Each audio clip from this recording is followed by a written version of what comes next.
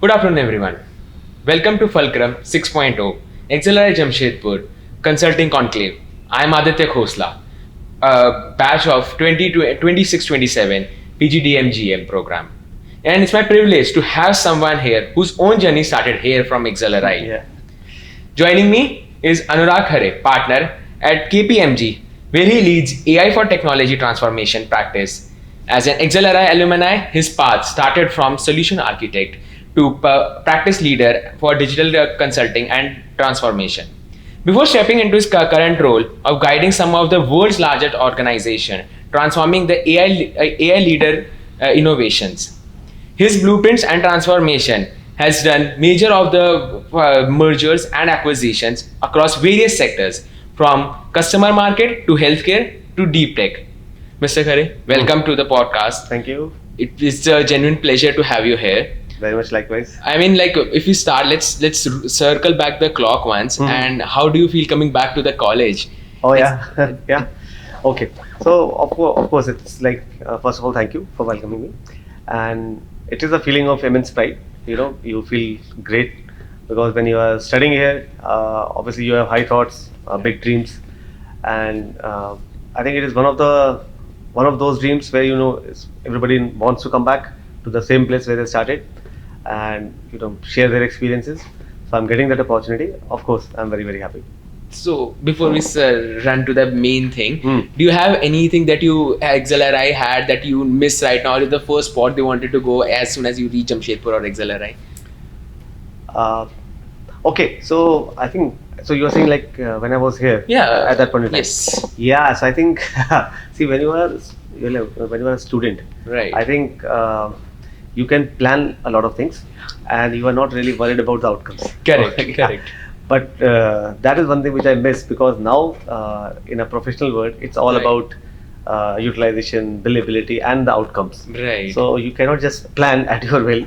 Every Correct. planning has an ROI. Yes. So that is what I miss. Yeah. Yeah. I do understand Yeah. that right now. Yeah. Okay, coming to the main thing. So when you were in college, you had a perception about consulting.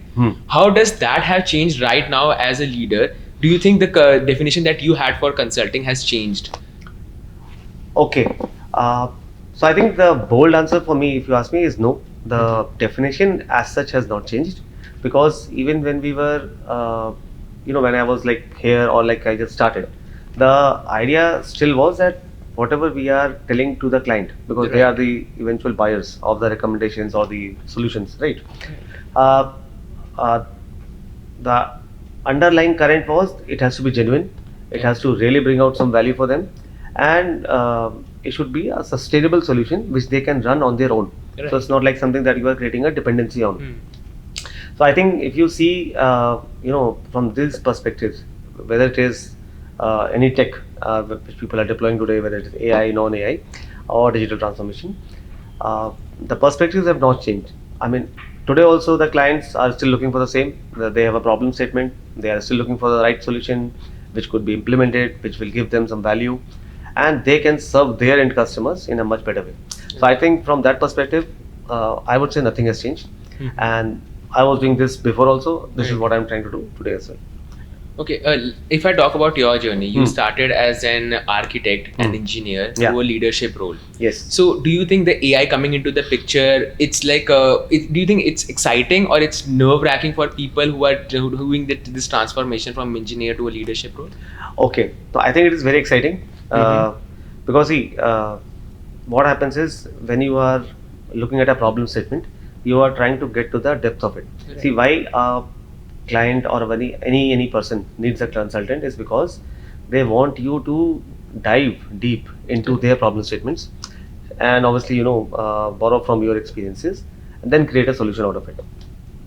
So because I have a tech background, and I have gone through the systems, I have also studied the systems, and then I have created some solutions around them. Now when AI has come in, AI is just trying to enable it in much fancier way, and it can give you many more permutations of your thought, which you were earlier trying to synthesize by yourself. So I think in a way it is very exciting, because now understanding the system, getting the problem, getting to the depth of it, and trying out multiple simulations has become much easier. Right. So that is the excitement of it, and it might be nerve-wracking for the person who is buying, because for them it's a marketplace. Correct. Their survivability basically, the survival basically depends on it. Right. If they are not selling, they are out of business. Uh, but if we are able to give them the right piece of advice, which is like a typical trusted advisor, Correct. based on what we know and what we have understood, then it's a tango. It works for both of us. Right. And I think that is what they are looking for. So like I'm saying, it might be nerve-wracking for them. That's why they come to us. Correct. And if we can give that perspective, that how this works for them, how they can really make a use of it, it works out well for both. Okay, so yeah, as a traditional rule of consulting, as a consultant, you pay. I am paid by billable hours, basically. Yes, yeah. Right. Yeah. So, do you think this AI coming into the picture, it might increase our efficiency, and the payment should not be rather be based on the quality of the work or the work we are getting, rather than the billing part? Okay, so see, I think if you see the shift in the industry, there is a lot of shift going towards outcome-based pricing. Right. So there is a big chunk of work which is being done and built only based on the outcomes that you are able to get, and then there is a success fee or the factors attached to it, which will be basically how much success you are able to get for the customer, and then the pricing gets set. So there is a good part of the industry, but wherever it has become a commodity, Correct. wherever it is more like a templated solution with some level of customization. So basically like 70% stable solution and 30% customization for the solution. For example, in those areas, billable hours still work, because that is something that works for client also, because they exactly know what is coming to them, how much they are going to be billed, right? And these are not something which where the outcomes are very difficult to achieve. So there are pockets. Obviously, the larger pocket is moving towards outcome based because of all the changes which are coming in. Right. But billability stands and it will stay. Okay. So have you ever had a discussion in which they might have asked for an AI discount, as in like they know for the fact that the AI will be used, and they might ask for a corner cut where AI can be used and get a discount out of it? Yeah, so I mean initially I used to face such kind of thoughts from the client, wherein they believe that it could be done much faster. Correct. It could be done at a much lower rates, or with a smaller team or something like that. But off late, with the continuous, because see, they are also continuously evolving, right? And they are also continuously reading about the usage of AI and what they can do and all those things. I think it has come to a point where they have also understood it is not just about reducing the price of a consultant. The question still remains that are you able to give me an outcome which I am looking for? Correct. Whether it is AI, whether it is something else tomorrow, are you able to provide me that? So if you can do that, I will still pay you. Right. So the fundamentals have not changed. Yes, there are people who will try to make use of it, but fundamentally things have not changed. So the core remains the same irrespective of AI comes into the picture. Exactly. Or not. Yeah. Okay. So, and we do realize that if we join the consulting environment, we'll be joining as a junior consultant. And usually the junior consultant work includes creating the tech, doing the research part, Yes. and the Yes, that's how it basics of starts, it. yeah. But now since AI coming into the picture and they doing the most of the part, so what, as a consultant, as a junior level consultant, what is expected from us? Okay. See, from a junior consultant, context is what is expected. So you can get content, okay, from the AI engines, for example. Correct. So you can put a prompt, you can put a problem statement. It will give you certain way of looking at it and maybe creating some slides for you or some say a working model for you. But the context to the problem has to come from you, and that is where the learning is. Because if you have got the context to the problem, you will go deep. You will try to understand it more. You will try to kind of figure out what exactly could be done in such a situation for a particular domain or a sector, or maybe a tech sector, whatever. So the expectation from anybody who is on to the job is definitely make use of these tools and engines, because the work which could be which is not very value add in terms of creating slides per se is not a value add. But if you are putting the right context in there, and then you are asking somebody to just decorate the slides, right? Right. So every firm, if you see, it has a division which does the same. They will make the slides more fancy. Right. They will look it more appealing, right? Correct. So if there is a tool which can do it, why not? Use Right. it. But the context still has to come from you. That is the learning which everybody has to focus on. So basically, the brain still is ours, basically. Exactly. Just that the repetitive task or non-important task can be outsourced. Correct. Because see, even if you look out for, say, solutions, Right. you will get 5 or 6 different flavors of a solution, which might all look very well. Correct. But the point is that only you exactly understand the problem on the ground, right? Because you are only dealing with the people who are dealing with that problem. Right. So that kind of a context, you cannot be feeding into an engine and trusting it also. Right. So your context piece still remains, and the value will come from that only. Correct. Makes sense. So, as we were discussing earlier about the outcome versus billability, who will gonna have. And so, one of the latest report that I saw was from McKinsey, which says that the billability or the payment of the consultant will be changed from hours to outcome based. Yeah, Okay. that's where it is heading towards. Yeah. So, do you think it will be an easy thing, considering the fact that some of the people may consider, since outcome is just one thing, whereas the billability are is just numbers that you can regularly monitor it, right? So, it will be an easy shift, or you expect some backlash from it as well? I don't think it will be an easy shift because see, to run a firm, you need cash flows. Correct. Outcome comes at a much later date, so you cannot tag your cash flows to an outcome. Right. It is very difficult to run a firm because ultimately you are running a company. You have to pay your people. You have to stand up for your rentals, ad hocs, admins. So you need cash. Correct. So the billability is that annuity which helps a firm to run the business. Right. Outcome is that piece which gives them the credential in the market space that why we can do this, why we are important, right? So while industry could move, but the point is that most of the clients also have a typical serving model to their end customers. Correct. So if their model is billability by hour or by product or by days, by months, some plan, the same level of planning will continue here as well. Right. So I don't think it will be 100% migration to any particular form of billing. But yes, some niche pockets, certain sectors, for example, say healthcare, avionics, maybe in these areas, it will be more of outcome based. Right. But take a sector like BFSI, it will still be very much billable because they need people on continuous basis who can continuously work on their tech part, their end users, their experiences, their features.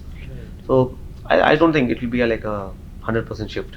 So there will be some sectors which will go for it, whereas the some won't, basically. Yes. So which though the sectors which are going for it, the outcome based, Yes. don't they carry a risk? As in, like, what if the quality of the work? So in billability, you can always monitor it per se. Yeah.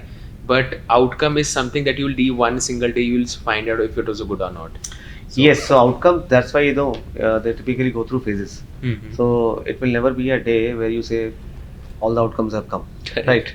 So even if you are working through the project, there will be much more, many more requests coming Yes. in. Can we include this also, for example? Right. So the series of outcomes will continue to add, and like I said, in first phase itself, for example, if we have 4 outcomes, it will be like 4 different cycles.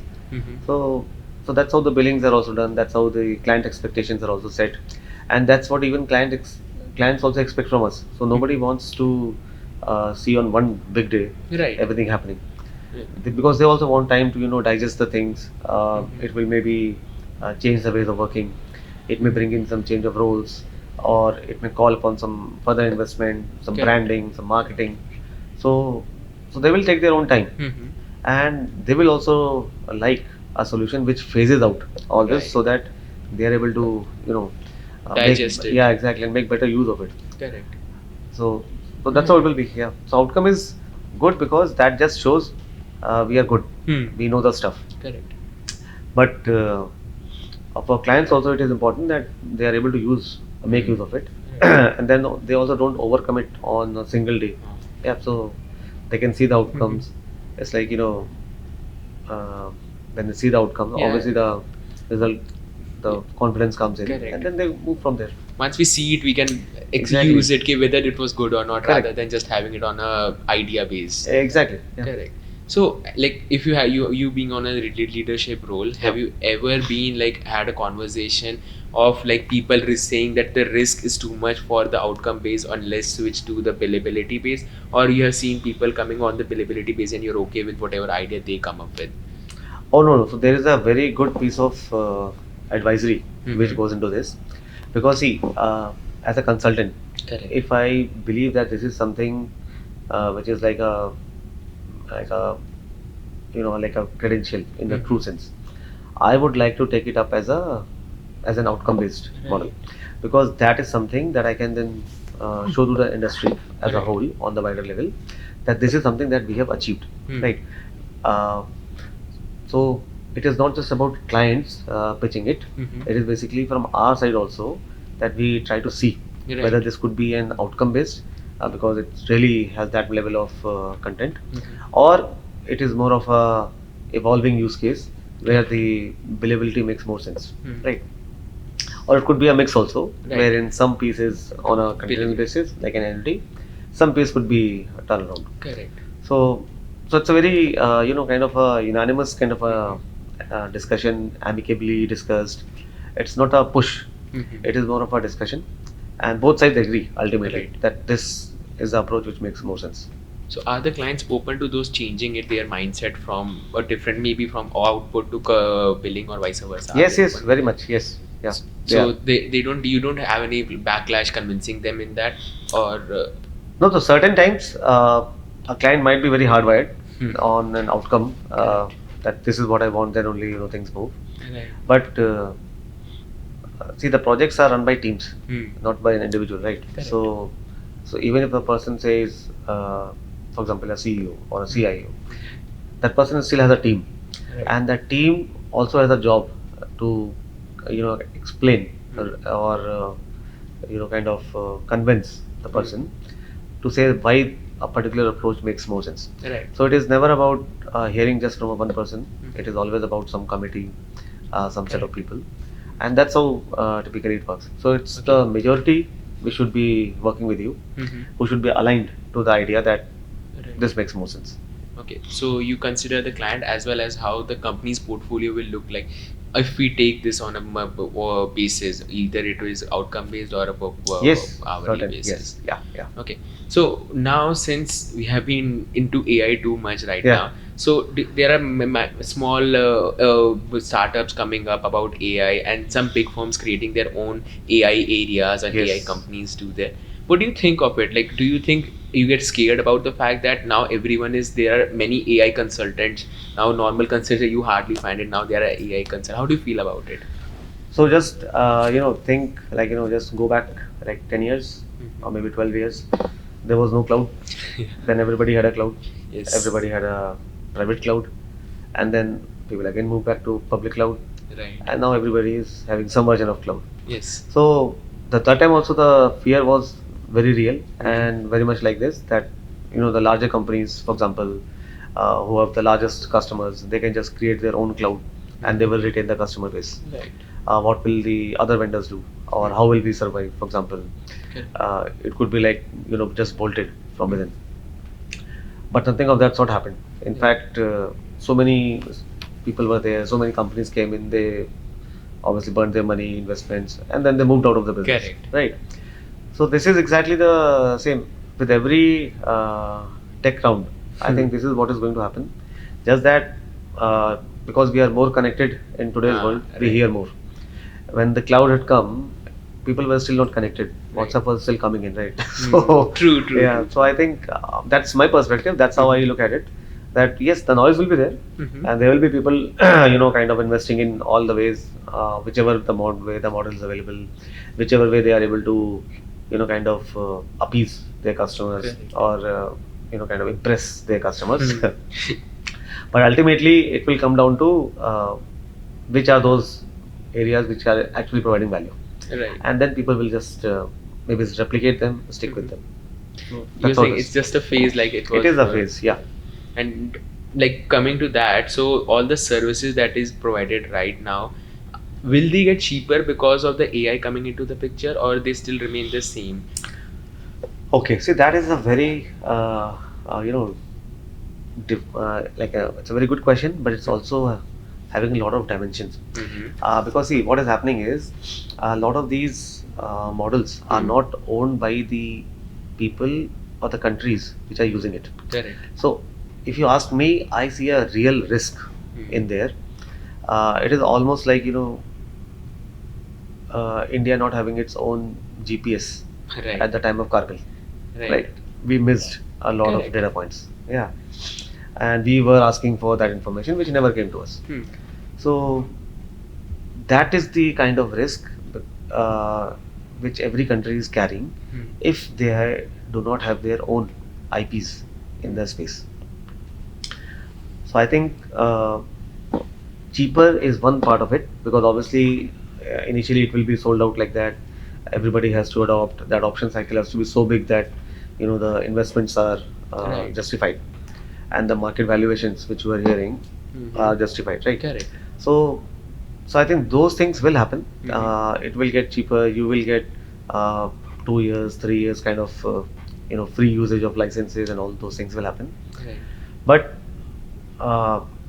inherent risk is still that while you are using, you are still a user. Right. And if 90% of the community is using models which are developed by, say, 10% or 5% of the community, it's a real risk.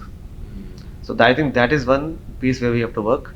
Correct. More than cost, it is the access at the right time. Correct. Which will really determine the price. I think again the information part comes into the Exactly. picture. So that is the risk that I'm always thinking on. So it's always information over money. It is, yes. And I mean, you see the way our geopolitical things are happening. So this is not like it's like a no-brainer. We have to have information available at our end, which is processed by engines, developed by us. Otherwise, we are running a real risk. That makes sense. So before we wrap up, I'll ask one last question. Yeah, so sure. we are the students who have a work ex of around 3 to 7 years of work experience with a 1 year MBA that we are doing right now. So one piece of advice that you want to give with consulting, AI coming up all together, what is one piece of advice you want to give us? Okay, I will give you two. Yeah. So one is that, see, one is you are always coming from some background. Yes. So keep make it a point that Right. you are going deep in that background. Don't leave it. Correct. Basically, this is not something that you shed your past and you just adopt some things which you have studied now in 1 year, right? This is about carrying that forward. Correct. So definitely go deep. So if you are an engineer, make sure that whatever engineering skills you have, Right. you are able to work on them. Correct. If you have been a technocrat or analyst, Right. or a botanist, for example, whoever it is, Right. psychologist, Right. make sure that you are definitely going deep in your core area. Second is always see how tech can enable your area. So definitely don't just leave tech because you don't understand it. Correct. Tech is not at that level now. Tech Right. is more about consumption. These days, the way the tech is offered to anybody or in any space, it is about how easily you can consume it. Correct. And if you are true to your core areas, you will have better understanding of the problems which you are looking at, and you will be able to apply the available tech of the day to give kind of create a solution pitch for the customer. Right. And with experience, obviously, you will gain more because you will learn multidimensional things, cross-functional things. So you cannot escape that. Ultimately, it will happen in a team. Like a 5-member team, you will have cross-functional team members. So you will eventually learn. But what will separate you or differentiate you is how good you know your own skills. Correct. Right. And then obviously, if you have a tech to apply and take it to the market, Right. nothing stops. Makes Yeah. sense. Yeah. I think that was a great insight, and I'll name this podcast as a master class by you, because at this point it was a great insight that you gave, Thanks. and I'm thankful for the time that you have taken out. Most And welcome. I hope you enjoy your stay in XLRI and Always. Jamshedpur. Yeah. And thank you so much for everyone for tuning in. Thank Thank you so you. much.